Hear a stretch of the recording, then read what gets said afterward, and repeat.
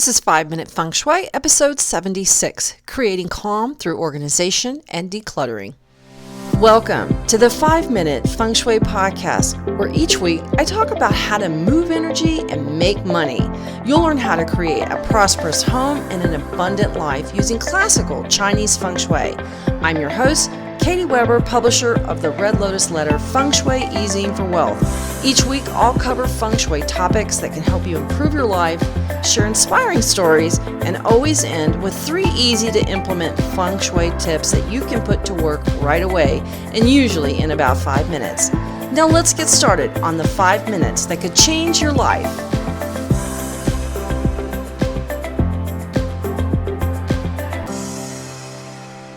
Hello, and thank you for joining me today on 5 Minute Feng Shui. I hope you are hanging in there and doing okay. We are on about our second week of self-isolation. We've not been completely quarantined. Our city is still able to be out and about, but if you're in New York, if you're in San Antonio, Texas, like my sister, or you're in California, or Chicago, you may find that you are quarantined and that you have to manage in your home space. Maybe you can get out and take a walk. I'm not really sure. Just depends on your circumstances, right? It's been sort of a crazy time to be managing all of these things, and to make sure that we're plenty well stocked in our kitchen and we've got enough to live on, and and even toilet paper, all those kinds of necessities. But one problem that we have in America in particular is an excess of stuff. And today I want to talk about organization and clutter and how they can impact you as you are staying home or trying to stay at home as much as possible. Our family is certainly trying to do that, but it gets messy, doesn't it? Our son is home from college, and so that's another person in the household. That's just more sinks and cups and bowls and forks and spoons in the sink. So it's just more to keep up with. So the more people you have in the home all the time, it's an endless wheel of picking up, keeping up, that kind of thing. And then when we start putting in work into the mix, then that can just add just another layer of stuff, another layer of having to manage all the things that you have to deal with for school or for work or kids being at home and all their things.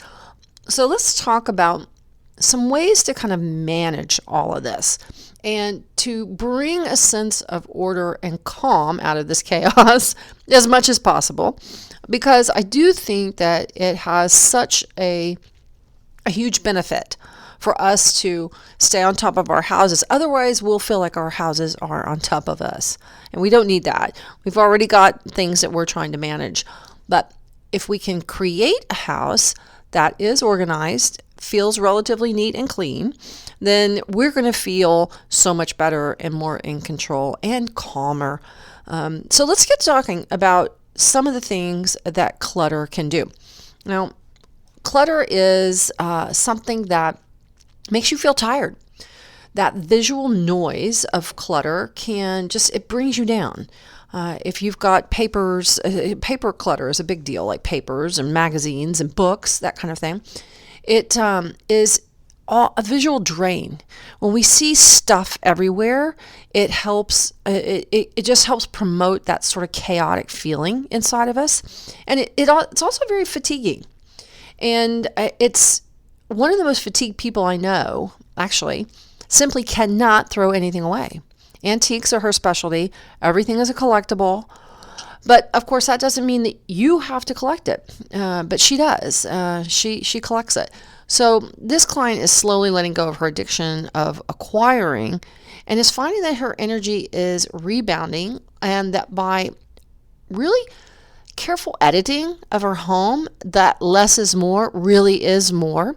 And it's made a huge difference for her in terms of how she feels in her home and how she feels in her body in terms of fatigue. Now, clutter can also make you feel hopeless. Too much stuff in our homes is overwhelming, and too much visual noise, which is stuff everywhere, whether it's the kids' coats and sweaters and books, this can all start to pull on you. And it will drain your optimism. It will drain your energy level. It will sit on your mind because we're taking in our world through our eyes, right? So when we start seeing all of this stuff stacking up, building up, it creates a feeling of not being able to overcome it, that you're going to be overcome by all the stuff. So let's talk about ways that you can manage some of the things that are going on in your home as how they relate to the coronavirus and what we're dealing with, as well as how you can manage your home so that it really is a source of rest for you. It's a source of recovery for you, and it's a respite, not, oh God, I got to manage this. So let's talk about that. So a huge part of this whole coronavirus thing is that many people are having to learn to work from home. Classes are being changed from, in-person classrooms to online learning. Businesses are telling employees to stay at home. And this is an upset. We already have this whole upset going on in our society. Don't go here, don't do this, wash your hands, don't touch your face. And then they throw on top of this, now you need to do everything you used to do away from home, you need to do at home. So that just adds more stuff, that adds more strain. Let's talk about how you can manage it. And as somebody who has worked from home for over 20 years, and my husband too, we've learned a few things. And one of the things that I can absolutely promise you is that it is manageable, but you are going to be in charge of it. This is what's so important, is that you are in charge of your work life at home. Too often, we are not in charge of it. In other words, the computer is always left on. The emails are constantly being checked. You're checking into work frequently. And this can create so much added stress. You absolutely have to delineate when you're in your office and when you're not, or when you're at your workspace. Maybe you don't have an office. I have an actual office. My husband has an actual office, but he actually prefers to work at our dining room table because he loves the view. We have a beautiful view. So work where you feel most comfortable. Now, if you don't have an office, then find a spot where you can work that you're happy at, that where you're going to feel comfortable. And by comfortable, that means the table is the right height for your arms so you can type or use your mouse. Or if you're in an office, then you're gonna have that all set up. Maybe you'll need to get a desk. Maybe you can order one from IKEA or from Amazon or something like that. I have a standard executive style desk with a standard executive style chair, and it really helps me function better. So that's really important that you're set up to work wherever it is that you work. Now, if you have an office, it's very easy to come to your office and leave your office, close the door, leave it open, however you feel. Some people feel like if they have a home office, it invades their whole life. I don't. That's because I'm in charge of it. And that means that when I go to my office every day, I actually put my purse on my shoulder like I'm driving to a job. And I put my purse on my shoulder and I march upstairs and I go to my office and I turn all the lights on and I make sure it's all nice and bright in there, turn on my computer, set my purse down, and I proceed to go to work just like I would if I were in an office away from my home. Now, when I do that, I work at my desk. I take a break maybe for lunch, but I typically eat at my desk. I have already gone for a walk. I've had breakfast. I've taken my vitamins. It is a normal sort of day. And I'm at my office. I'm at my desk, and I work on the things that I need to work on. When the day is over, I completely shut down my computer.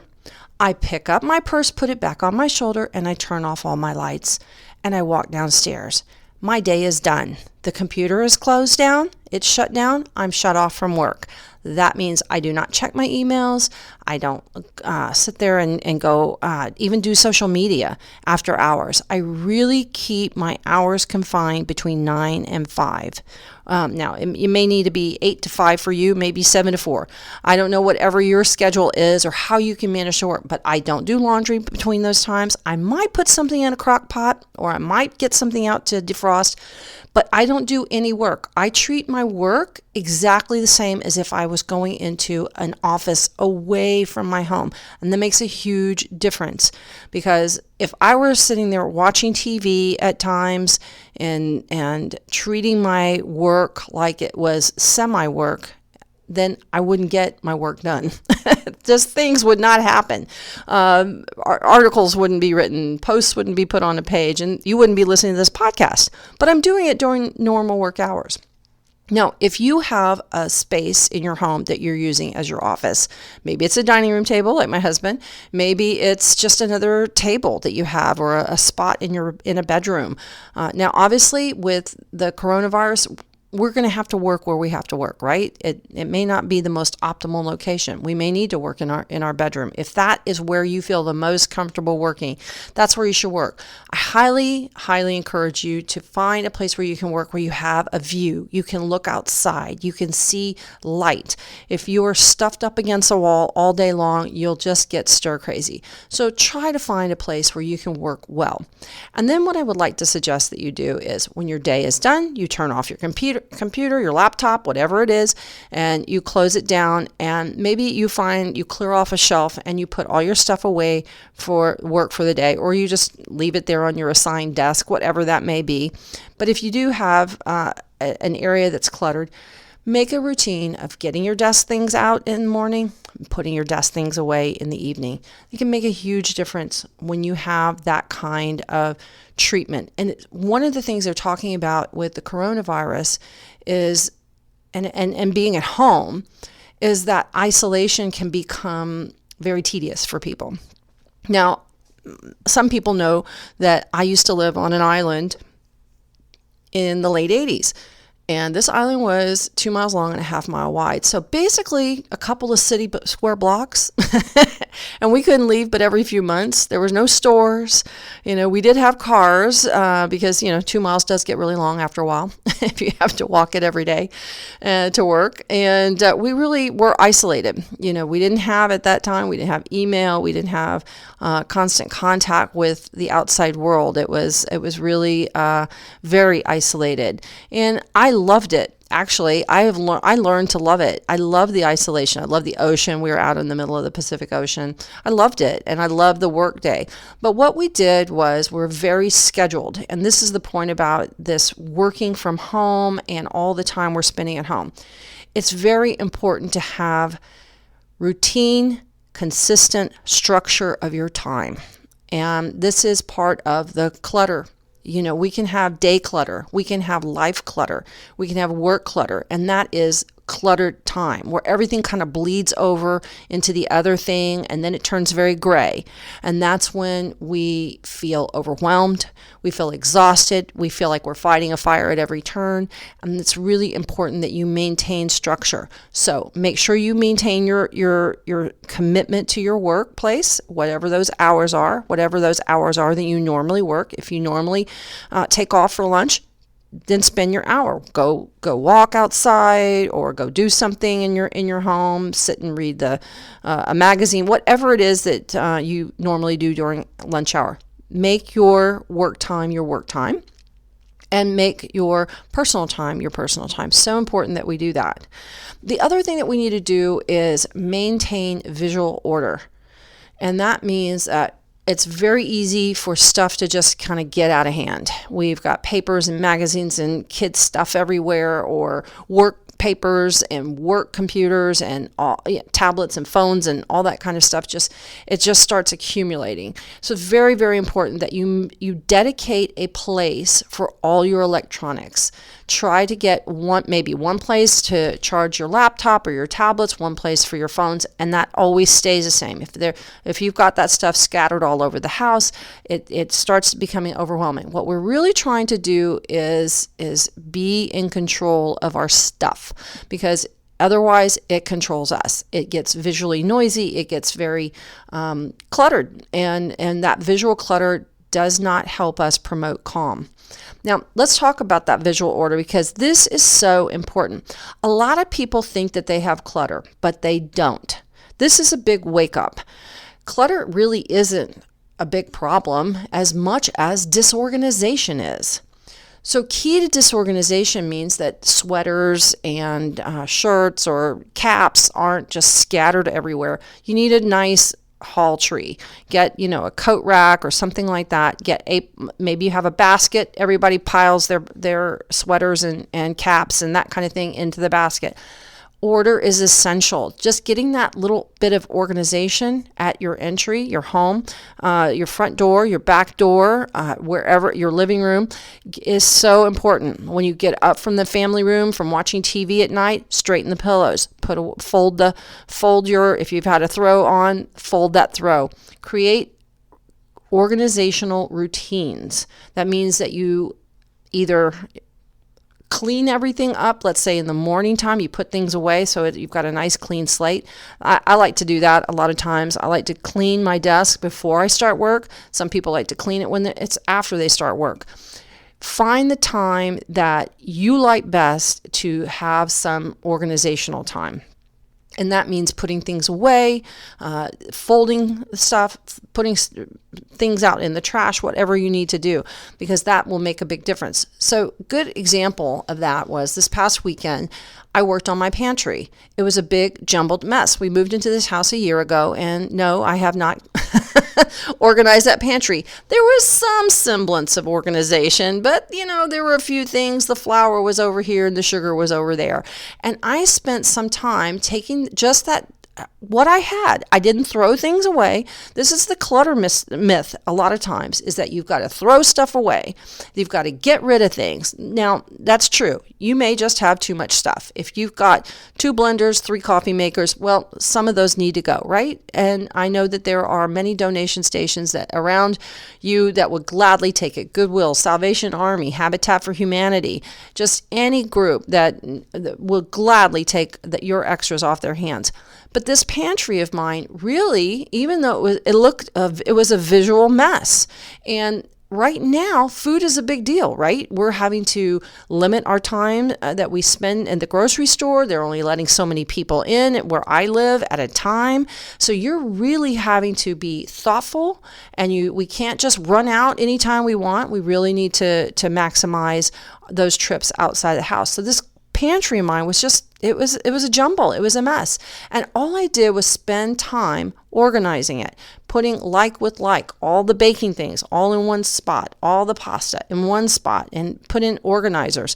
I bet you have organizers around your house that aren't being put to use organizing. Just go around the house and grab up a whole bunch of those and put all the Jell-O boxes all together, all the ramen noodles together. Create a soup area where you have broth and soup and ramen noodles or whatever you have. You can create a sense of order in your pantry and with your kitchen and in your refrigerator. That will help you, one, make sure that you don't overbuy, will keep you on track so that you'll know exactly at a glance when you look in your pantry, I'm running low on sugar. Oh, I need to get some more dried beans, or whatever that thing is that you're low on. And you'll know that because you can look and you say, this is the home for my pasta. This is the spot where I put all my spaghetti noodles or regular noodles or whatever it is that you have. And you'll see, oh, I'm running low. Whereas if it's scattered all over, you'll never know if you're low or not. You'd have to sit there and look through the whole pantry to find it. This is one of the ways that clutter keeps you spending more money, because then you'll get home and you'll start looking around and you go, oh shoot, I already had all these coffee pods. I had a whole box of them. It's just because you didn't know where they lived and they were some other place than where they should have been. And then you spend extra money that could have gone to something else. So this is one of the keys of clutter, and that's just having some good organization. So organize your front door entry area or your foyer, mail, jackets, sweaters, that kind of thing, all goes in one spot. Do the same thing at the back door. Do the same thing at your pantry. And make a point to straighten up every day. Just spend a few minutes straightening. Tell everybody when you're finished with your school, I want you to straighten your desk, put your papers in a pile. And because we're all in closer quarters and more cramped, we're going to have to do those things. Keep your schedules, keep your routines, so important. This will help you keep emotional order, mental order, as well as visual order. If you're working on your clutter and you're working on creating more organization in your home, your pantry, your pans, everywhere you look, just find something to organize. The more time that you spend just organizing, you'll be amazed at how much better and calmer you'll feel. Because when you look inside that drawer that is just a jumble of things, you're gonna take a deep breath, because you're gonna be able to find what you're looking for. So if you've got a kitchen drawer that is a jumble, no more jumbles. Let's not do that anymore. Let's not do overwhelm anywhere. If it's a jumble in your bedside table, your makeup drawer, the kitchen, separate things out in your kitchen. So for instance, I have a drawer that's just for utensils while I'm cooking, like spatulas or spoons. And then I have another drawer that's just utensils for serving. The spoons that I would put on the dining room table when I'm ready to serve dinner. Another drawer that's just for baking things. So that would be my measuring cups and measuring spoons. Put like with like, create homes for things. And that's in every place in your home. So that's in the bathroom, that's in the kitchen. Spend some time straightening up every day. Stick to your routines, and you're going to find that you're a lot calmer, and you're going to feel a lot more restful, and like your home is a place of refuge for you. I hope that this has been helpful for you. I am so keen on trying to create that calm, relaxing atmosphere. And, I want to leave you with one other thought. Find one room, and I don't care if it's your bedroom, it's a corner of a room, maybe it's your dining room. Find one room that you always keep neat and tidy. You will find that just having that one place that you can go to where you can sit and quietly read a book, listen to some music, meditate, pray, whatever it is that you would like to do in that room, that you can do that, and you'll have a nice, clean, pretty, clear space.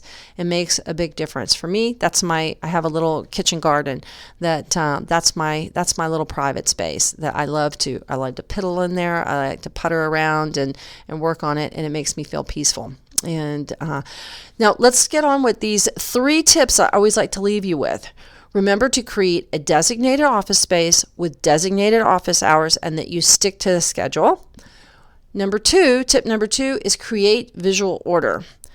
Keep things organized, make things organized, organize the items that you have. And if you have too much of stuff, then go ahead, make a donation pile and declutter. This is really not a time that we want to just start throwing everything out. I just don't think it is. I think it's a more important time that we organize and we keep structure and we keep schedule. That's so we have time, we reduce time clutter, we reduce visual clutter, and we reduce emotional clutter. Lastly, keep a clutter routine. That is, straighten up every night.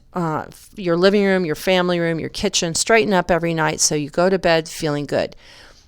Every day when you get up, make your bed. Insist that your kids make their bed. Say, that's the routine. In the morning we get up and we make our beds. And that's what we do every single day. Because I tell you what, if you could just make your bed every single day, it creates it creates a clean feeling for you. It creates a visual relaxation for you, seeing a nice, neat, well-made bed. It always does when you walk into a hotel room, right? Most of the time when we walk into a hotel room, we're pretty relaxed because it's clean, it's neat, and it's orderly. And this is what today's episode of 5-Minute Feng Shui is all about helping you have that calmness that comes with order and with organization. All right, I wish you the very, very best. I think about you often, and I think about what you're going through, and hope that your family and you are doing well, and that you take good care of yourself. Make sure you build in some time for prayer, meditation, reflection, time outdoors, and just unstructured time, even if it's just to go sit outside and look at the clouds drift by. I think that's a great time to have. All right, take care, and I'll talk to you on the next episode of 5-Minute Feng Shui. Thanks for listening to 5-Minute Feng Shui today. The Year of the Rat is coming, and I want to share with you where you can find money, love, and opportunity in 2020. And it's all in my annual Feng Shui Forecast, the Success Pack. You get a full year of in-depth Feng Shui details about how to use the energy of the year for success and prosperity. That's because every year we're showered with a Roman candle of opportunities for money, abundance, love, and opportunity. You just have to know where they are. And my Year of the Rat Feng Shui Success Pack includes all the details for every house and every zodiac sign. You also get this year's lucky clothing, handbag, and wallet colors. So be sure to go to redlotusletter.com/rat for all the details on the Year of the Rat and how to make this year the year of your dreams.